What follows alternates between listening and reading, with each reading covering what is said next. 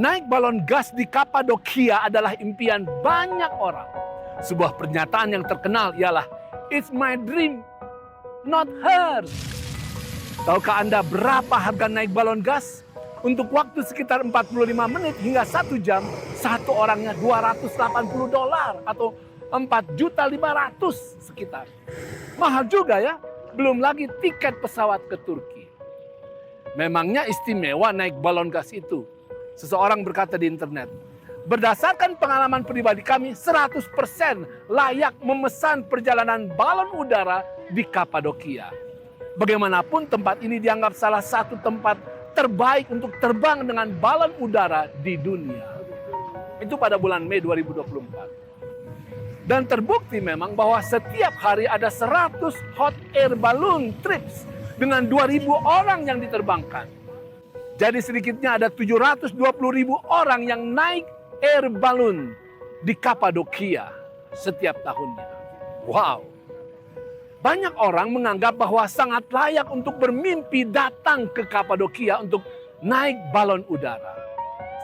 Saudara, setiap orang yang hidup memang harus punya impian besar untuk kehidupan. Artinya kita perlu memiliki suatu keinginan yang besar untuk dicapai, kemauan khusus yang hebat untuk diraih.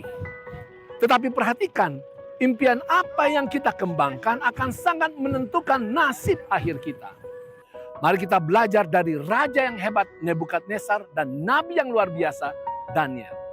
Sangat menarik, mereka berdua mendapat mimpi yang maknanya sama, yaitu tentang perjalanan sejarah dunia menuju ke akhir zaman.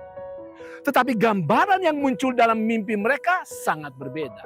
Pertama, Nebukadnezar lihat dalam mimpinya sebuah patung yang besar, terbuat dari emas, perak, tembaga. Kenapa itu mimpinya? Karena Nebukadnezar mengembangkan dalam pikirannya suatu keinginan untuk dipuja, dibanggakan, bahkan disembah oleh orang banyak. Juga keinginan untuk memiliki emas, perak, tembaga yang berlimpah. Sementara Daniel melihat dalam mimpinya 4 ekor binatang buas yang sangat menakutkan. Kenapa? Karena Daniel mengembangkan dalam pikirannya berdasarkan suatu beban tentang kekuasaan Tuhan dan nasib umatnya. Singa, beruang, macan tutul, dan binatang menakutkan yang Daniel lihat adalah lambang kekuasaan-kekuasaan yang menolak Tuhan dan yang hendak menerkam, menjajah bangsa Israel, umat Tuhan. Apakah pendorong impian Anda? Kekuasaan, popularitas, harta seperti Nebukadnezar? Dengan pasti impian seperti Nebukadnezar akan menuai kehancuran. Karena ketika kerajaan batu datang, apapun pencapaian seseorang akan hancur lebur. Alkitab katakan, sementara tuanku Nebukadnezar melihatnya, terungkit lepas sebuah batu tanpa perbuatan tangan manusia, lalu menimpa patung itu. Tepat pada kakinya yang dari besi dan tanah liat itu, sehingga remuk. Ayat 35 katakan, maka dengan sekaligus diremukannyalah juga besi, tanah liat, tembaga, perak, dan emas itu. Dan semuanya menjadi seperti sekam di tempat pengirikan pada musim panas.